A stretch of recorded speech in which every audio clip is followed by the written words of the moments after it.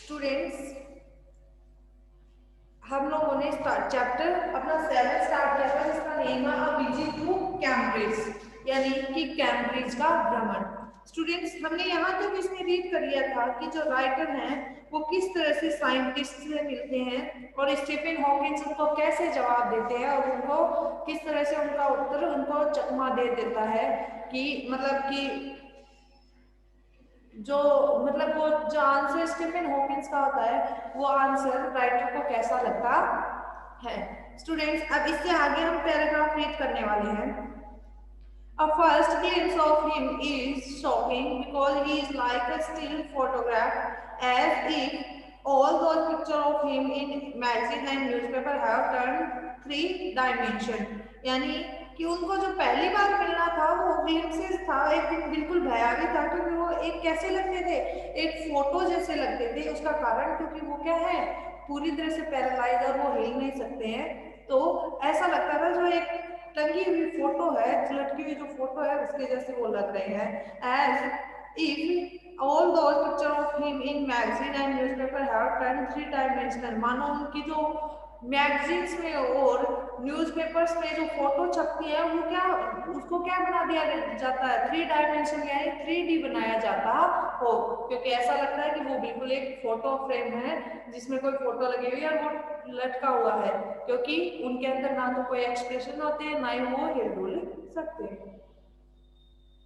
Then you see the head twisted sideways into a slump, the torso shrunk inside the pale blue shirt, the waist is leg. You look at his eyes, which can speak still, and they are saying something huge and urgent। यानी कि जब आप उनकी तरफ देखते हैं तो फिर आप उनके शरीर को देखते हैं तो आपको उनको सिर को मुड़कर एक और लटके हुए देखते हैं कि उनका सर ऐसे वो एक तरफ लटका रहता है। उनका जो धड़ है वो हल्के नीले रंग की कमीज में सिकुड़ा हुआ लगता है क्योंकि वो ज्यादातर ब्लू कलर की शर्ट पहनते हैं और उस ब्लू शर्ट में उनका एक सिकुड़ा हुआ सा शरीर आपको देखने का मिलता है। उनकी टांगे हैं वो एकदम पतली है, बहुत ज्यादा पतली उनकी टांगे देखने को मिलती है। लेकिन जब आप उनकी आंखों में देखते हैं तो आपकी क्या देखते हैं कि उनकी आंखें बोलती हैं, उनकी आंखों से वो सारी बातों को एक्सप्रेस करते हैं। ऐसा लगता है मानो उनकी आंखें बहुत ही जरूरी और बहुत ही बड़ी बातें कह रही हो, क्योंकि उनकी जो आंखें हैं वो ही है उनके एक्सप्रेशन का साधन, बाकी उनकी बॉडी पैरालाइज है।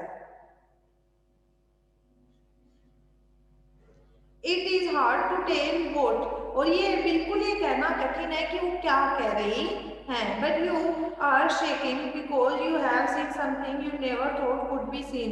लेकिन क्योंकि आपने उनकी आप हिल जाते हैं उस इंसान को देखकर, क्योंकि आपने उनकी पर्सनैलिटी आज तक पढ़ी नहीं है, जानते नहीं है, तो कि आप हिल जाते हैं क्योंकि आपने ऐसी चीज देख ली है जिसे देख पाने की और किसी में की आशा भी नहीं होती है, क्योंकि एक इंसान पूरी तरह से पैरालाइज है और वो सिर्फ अपनी आंखों से एक्सप्रेस करता है, अपनी बातें कहता है, तो उस इंसान को देखकर आपको ऐसा अचंभित हो जाते हैं आपकी ये इंसान सिर्फ एक ऐसा लगता है जैसे मानो एक फोटो है और उसके अंदर कोई हलचल नहीं है, लेकिन सिर्फ उसकी आंखें बातें कर रही हैं।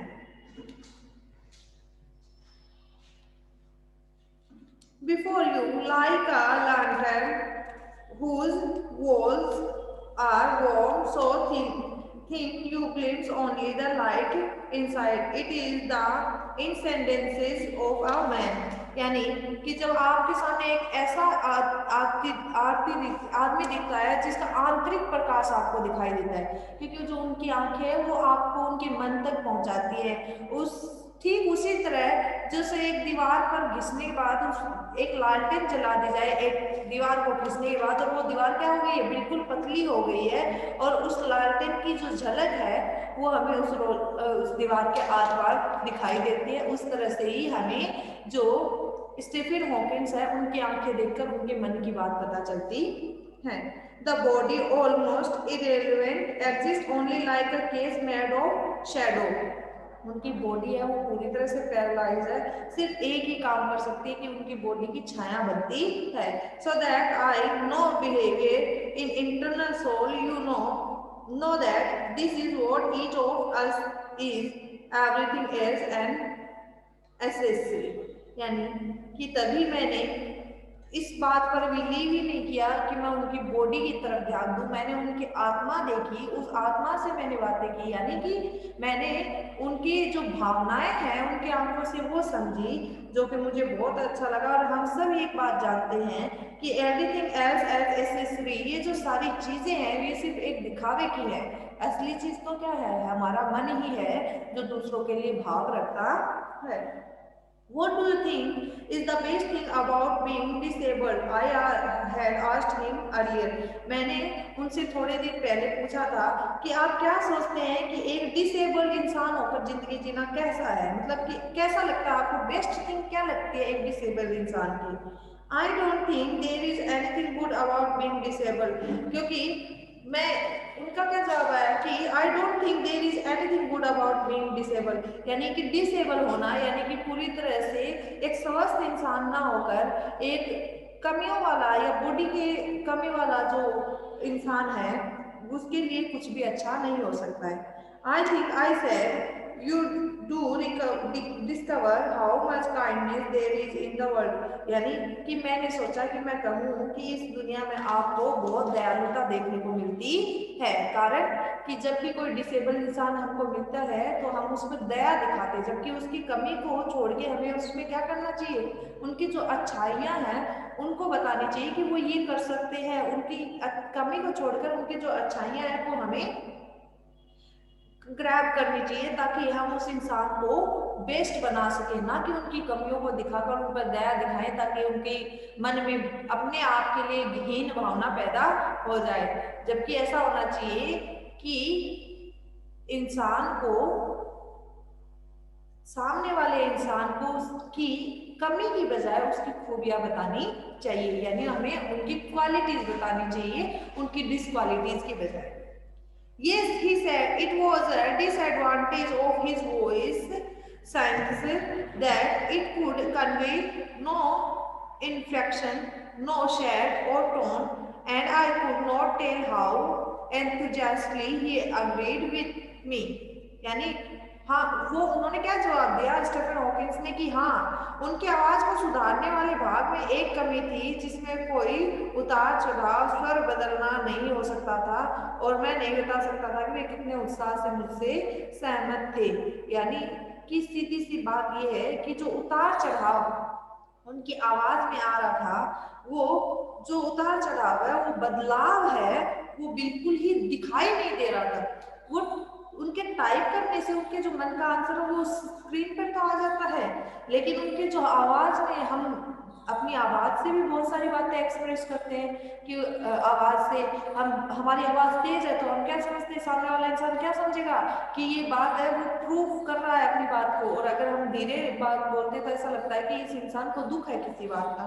तो ऐसा लग रहा था मानो उनकी आवाज को सुधारने वाला जो भाग था उसमें कोई कमी थी, तो ऐसा लग रहा था उस आवाज में जो चेंज आता है वो नहीं आ रहा। और मैं बिल्कुल ही नहीं बता सकता था कि उन्होंने ये जो हाँ जवाब दिया है, ये इसमें ये वो सहमत थे या असहमत थे या खुश होकर सहमत थे, ऐसा कुछ भी मुझे देखने को नहीं मिला। Every time I shifted in my chair और turn my face towards the time, right, क्या कहते हैं कि हर टाइम जब मैं उनके सामने बैठा था तो मैं अपनी कुर्सी को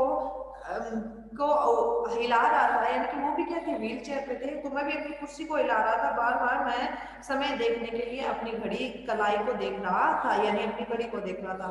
आई wanted to make every one of our 30 minute count, क्योंकि मैं अपने आधे घंटे का हर एक मिनट उपयोगी बनाना चाहता था। क्यों देख रहे थे अपना टाइम टाइटल, क्योंकि उनको सिर्फ 30 मिनट का टाइम मिला था स्टीफन हॉकिंस से मिलने का।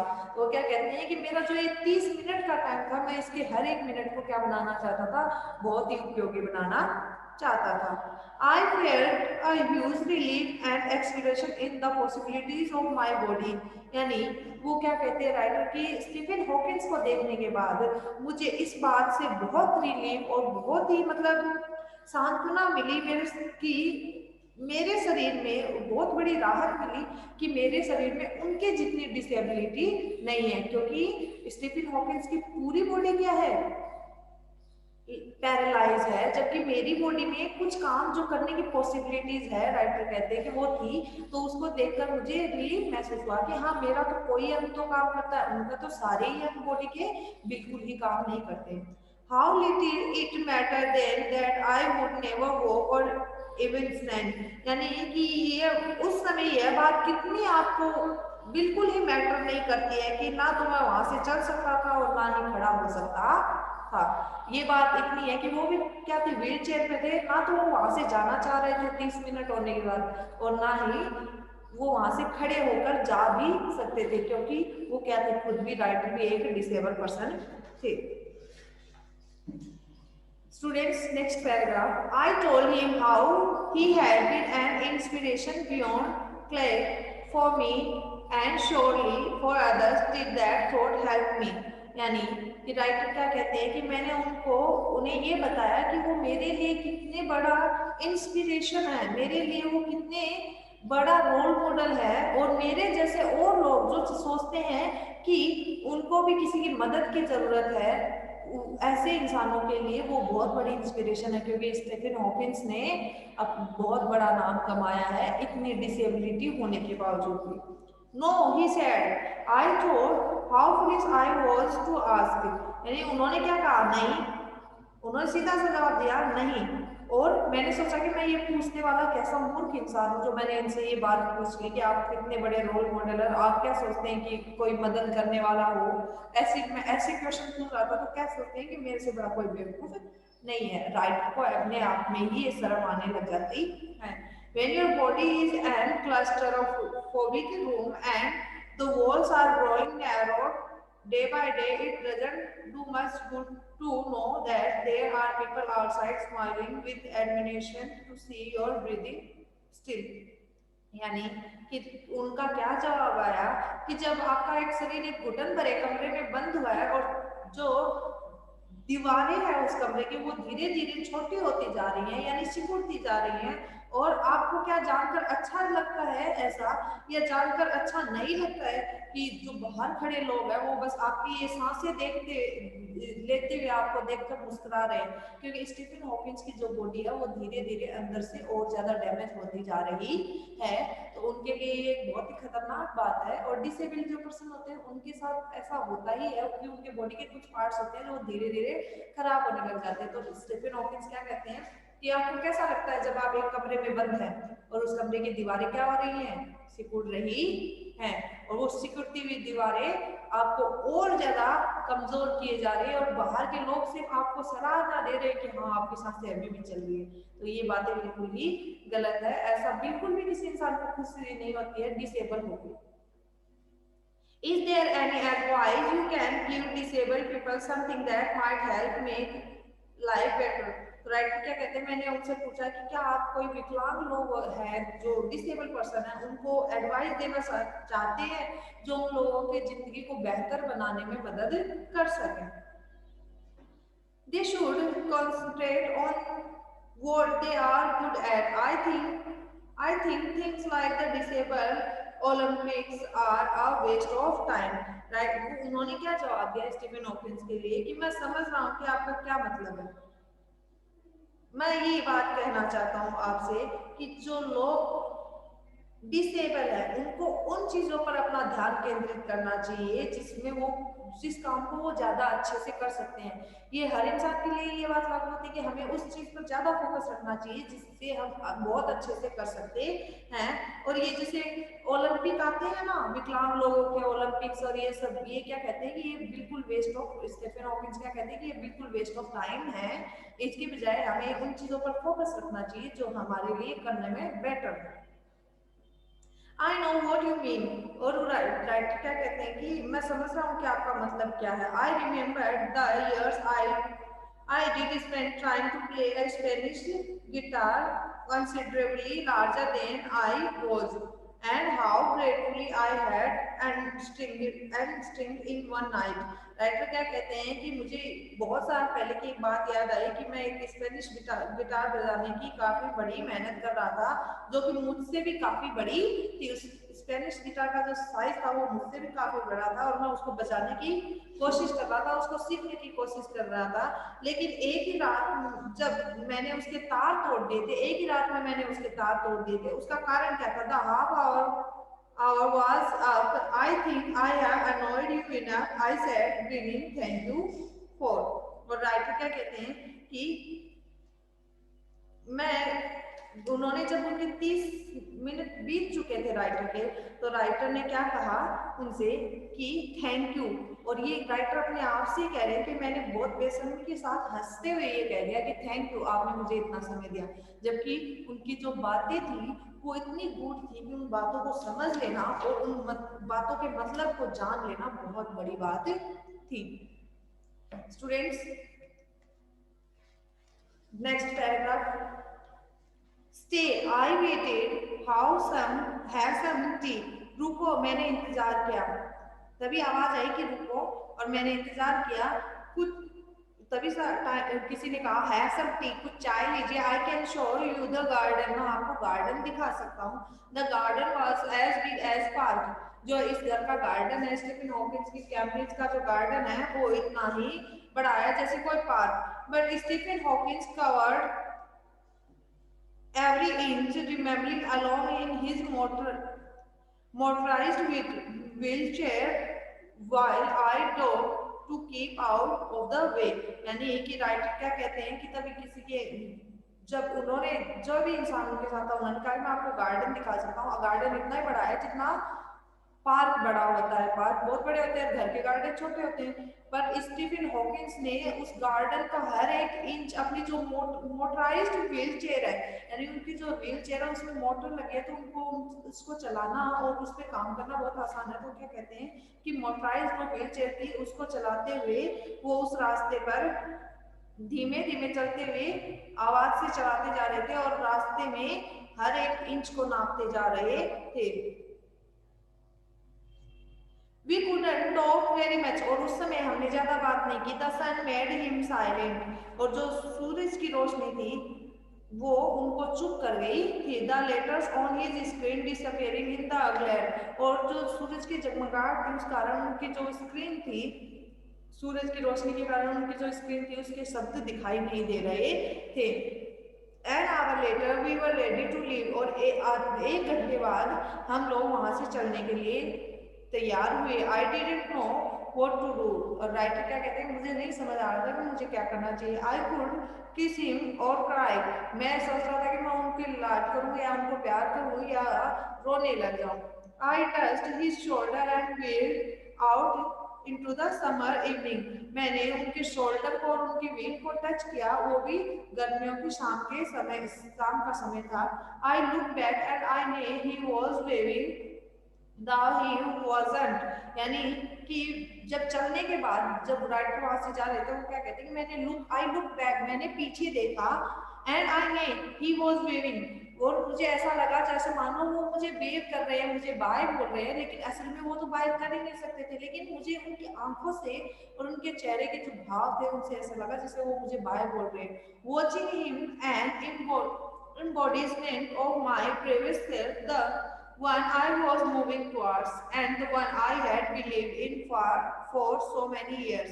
Along I knew that my journey was over for now, यानी कि उनको देखना मुझे अपने आप में ही बहुत ब्रेव कर रहा था। मुझे बहुत साहस और जो साकार रूप मुझे देखने को मिला उसको देखकर मुझे बहुत ज्यादा साहस मिल रहा था, और मैं बिलीव कर रहा था कि आज तक मैंने जो कुछ पाया है वो बहुत बड़ी अचीवमेंट है, और आज इन सालों में जो मुझे आज मिला है वो एक बहुत बड़ी चीज है, क्योंकि मुझे किसी इंसान की सारी जीवन भर का जो एक्सपीरियंस था वो देखने को मिला। और राइटर क्या कहते हैं कि इसके साथ अब मुझे ऐसा लग रहा था मानो कैम्ब्रिज की मेरी जो यात्रा है वो सफल हो गई है। स्टूडेंट्स, इस चैप्टर में आप लोगों ने क्वेश्चन आंसर पढ़े, ठीक है ना? और क्वेश्चन आंसर आप लोगों को मैं पीडीएफ सेंड कर दूंगी, तो वो तो आपको क्वेश्चन आंसर कर लेने हैं। और स्टूडेंट्स, आपको चैप्टर को एकदम ध्यान से पढ़ना है, क्योंकि ये एक मोटिवेशनल चैप्टर है जो हमें एक ऐसे इंसान की कहानी बताता है जिस इंसान ने सिर्फ और सिर्फ जिस इंसान की एक उंगली या एक दो उंगलियां काम करती हैं और उस इंसान की सिर्फ आंखें काम करती हैं और उनकी पूरी बॉडी हमेशा से पैरालाइज है, और ऐसी पैरालाइज्ड बॉडी उस इंसान के लिए कितनी डिफिकल्ट हो सकती है, लेकिन फिर भी उस इंसान ने क्या किया है, अपनी लाइफ में बहुत बड़ी अचीवमेंट हासिल की है। अब हम नेक्स्ट पॉइंट पढ़ते हैं।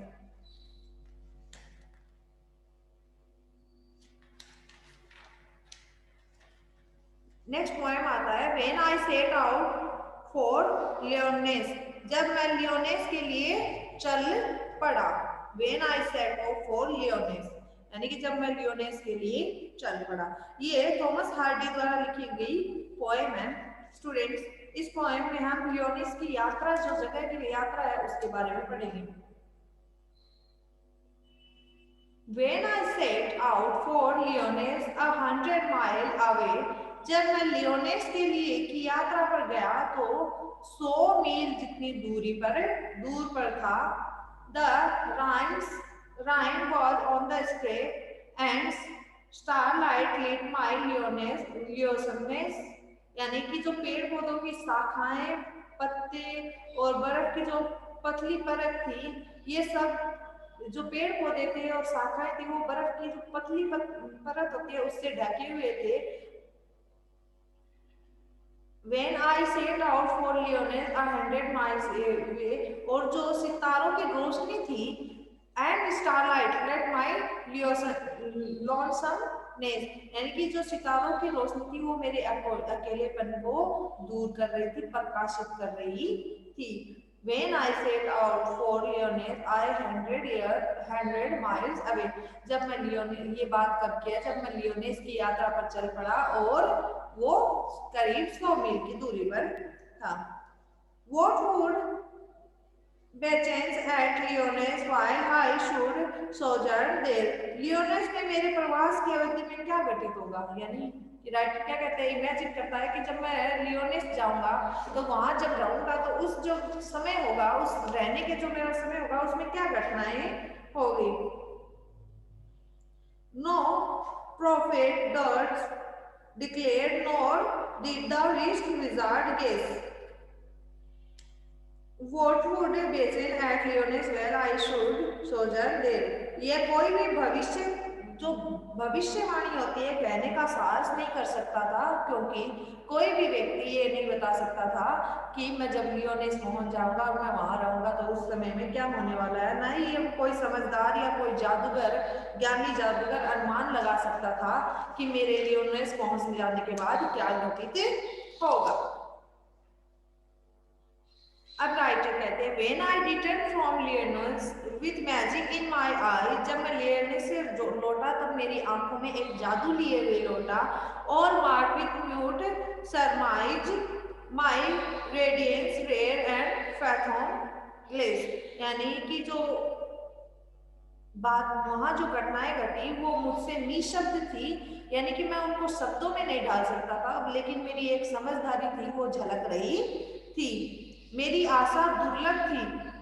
When I returned from Lyonesse with magic in my eyes, और राइटर क्या कहते हैं कि जो मेरी जो आशाएं थी वो बिल्कुल ही दुर्लभ और क्या थी, अमापनीय थी, यानी जो मैंने आशाएं की थी लियोनेस जाके वो बिल्कुल उनको मापा नहीं जा सकता था, और वो जो मेरी आंखें थी उनमें मुझे एक जादूगरी और एक बहुत ही कंठस्थ जो कहते हैं ना समझदारी, ऐसी समझदारी जो बहुत सारा एक्सपीरियंस गेन करने के बाद इंसान में आती है, ऐसी समझदारी मुझे वो लग रही थी। स्टूडेंट्स, आज हमारा ये चैप्टर 7 का भी ओवर हो गया है और इसके आगे वाली ये पोएम भी ओवर हो गई है। सो स्टूडेंट्स, आपको क्या करना है, इन चैप्टर्स को और पोएम को रीड करना है, क्वेश्चन आंसर आपको करने हैं, आपको पता ही है, और आपको हर एक चीज को ध्यान से पढ़ना है, जहां भी प्रॉब्लम आए आपको मुझसे पूछ लेना है। Have a good day.